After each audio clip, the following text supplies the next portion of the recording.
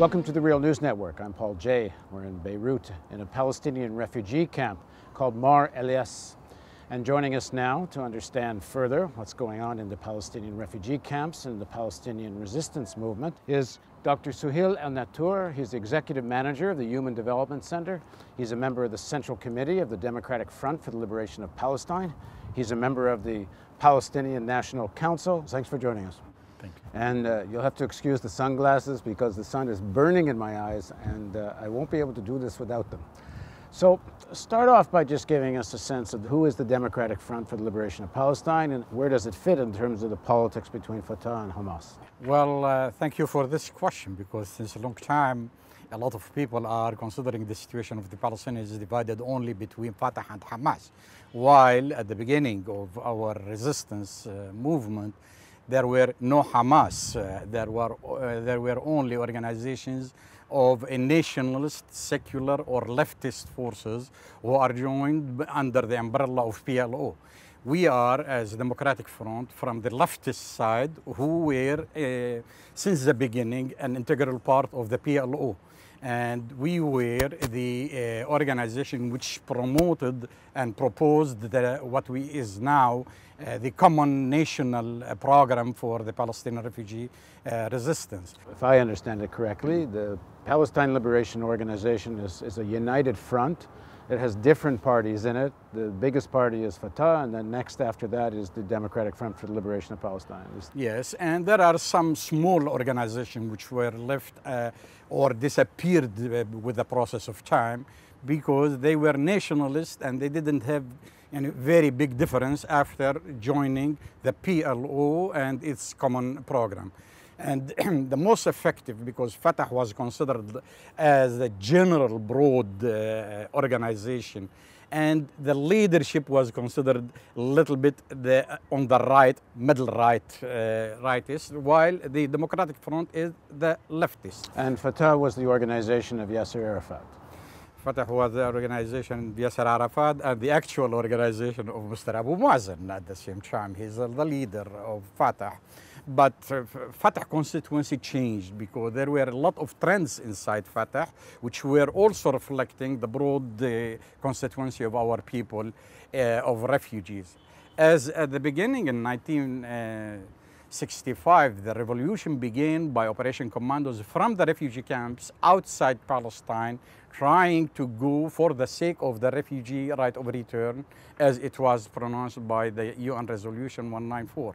Democratic Front was the one which was created in 1969. That means after the occupation of the West Bank and Gaza by Israel. And this is the activists who were thinking that we have now two tasks, not only one, is to liberate our recently occupied land in Gaza and West Bank, at the same time to insist on the right of refugees who were scattered since 1948. So we had two wars from Israel to kick our people out and to occupy our land. So the political program offered by the DFLP was to concentrate on the right of refugees to return and to liberate Palestine and to establish a Palestinian state with Arab Jerusalem as its capital. Now, there were a different in the interpretation with Fatah that time, and that Fatah said a democratic Palestine for Jews, Muslims, and Christians. We in the left, we said no, we don't want to divide our people between Christians, and the war against our people is not a religious one. This is not a war between Islam, Christianity, and Jewish.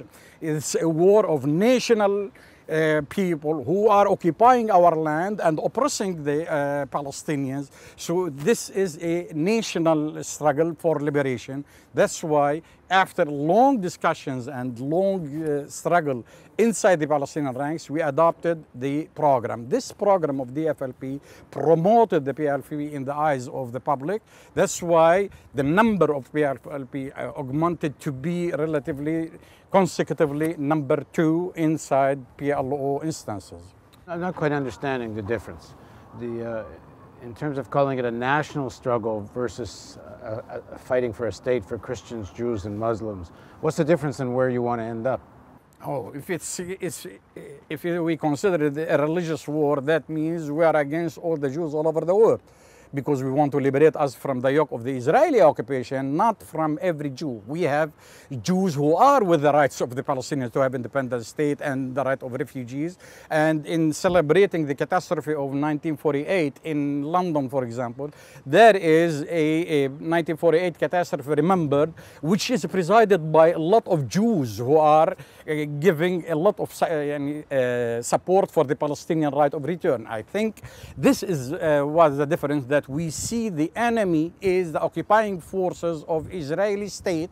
It's not the Jews. We want the Jews to live with us together in peace, if we can in one state, if we can't, at least two separate states coexisting in peace. And the leftist and democratic forces inside these two states will one day in the future struggle for a unified Palestine-Israel. Now, in terms of Fatah's position now, they have more or less the same position now? Yes, after the adoption of the political program, now this is the same. That's why expression of our alliance inside PLO continuously, that they are on the same program.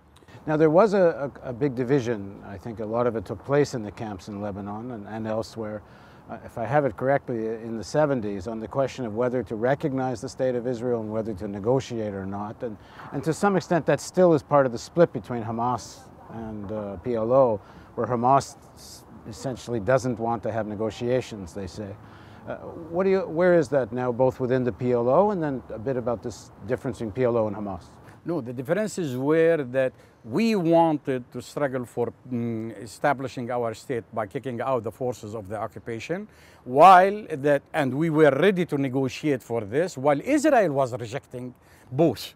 They wanted to confirm their grip on our land and to create settler colonialism and to push our people outside eternally. So that time, the question between the struggling organizations was not to struggle to liberate and to have its independent state or not. That was about who is leading the struggle. Much more competition and who is leading the struggle for the human rights of the Palestinians as refugees in the Arab world. Well, what was the split that led to something called the Resistance Front?